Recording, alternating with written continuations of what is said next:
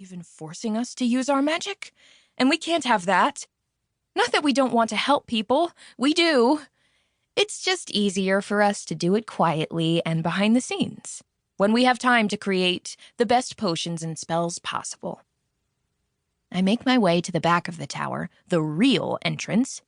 I snatch my backpack from the basket, making sure I'm careful not to jostle it too much, before hopping from my bike and leaving it in the grass. "Late again, Giada?" Signor Stefano, one of the Torre di Apollo's guards, says. He's posing with an American woman wearing a fanny pack, while a man in cargo shorts takes their picture. They stand next to one of the big Christmas trees Signor Stefano and the other guards put up last week. All of the tower's guards dress in long white robes, gold sandals, and laurel wreaths, like the gladiators with plastic armor and swords that stand outside the Colosseum. A disguise, so the tourists aren't alarmed by how many guards are patrolling.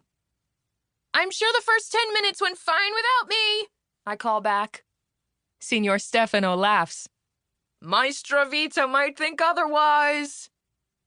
I yank open the heavy oak door and hurry down a long hallway where another oak door stands. This one has a special lock that can only be opened by the Guaratore crest, a laurel wreath with a raven's head in the middle. I pull a necklace from a pocket on my backpack and press the pendant into the lock. The lock glows, the door creaking open an inch. I barrel through and take the spiral stone steps 2 at a time, all the way up to the 13th floor. The stairwell walls are painted a crisp, pure white. Hundreds of glittering lucciole dip and dive between portraits of famous Guaratori, their bright wings fluttering and flickering.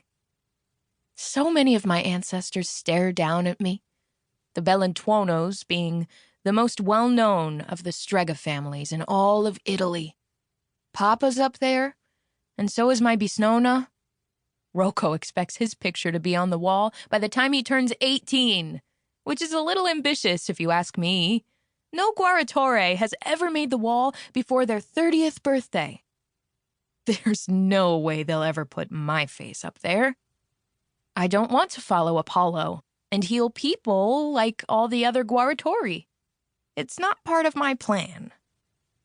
I pause on the step in front of Papa's portrait. His unblinking eyes are creepy and don't have any of the warmth his real ones do. I take a deep breath. I have to tell him tonight that I want to honor Diana, goddess of wild animals, and take care of creatures, both ordinary and extraordinary. Worry twists around my heart, but I tear my gaze away from his portrait and hurry up to class. After a few more stairs, I reach a small landing and dart to a silver door emblazoned with a gold python wrapped around a glimmering lyre. I catch my breath, wiping my forehead with the back of my arm. I take a whiff of my armpit. Yuck, I smell like a whole red onion. Hopefully no one will get close enough to smell me. My backpack bumps against my back.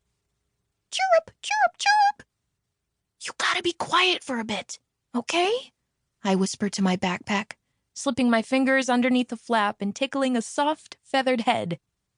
Only a little while longer. The small creature grows quiet. I pat down the loose strands of hair that fell out of my braid and rub the gold cornicello hanging from my neck, preparing myself for Maestra Vita. She's standing at the front of the class with the blackboard at her side. Maestra Vita's a tall woman with long brown hair she sweeps into a tight bun at the back of her head. Black-rimmed glasses are always perched on her sloping nose. It's rare to see her in anything other than a white dress of some sort. Most of the kids in my school are scared of her, so she teaches the graduating Guaratore students for a reason. But she doesn't bother me too much, and she's too busy answering a question to notice me. Yet. No! There's no restorative potion that can make a person taller. Nor is there one to grow back a limb that's long since deteriorated. This is standard stuff. You should already know. It's going to be part of your oath ceremony. She starts pacing at the front of the classroom, hands behind her back. There are limitations to our magic.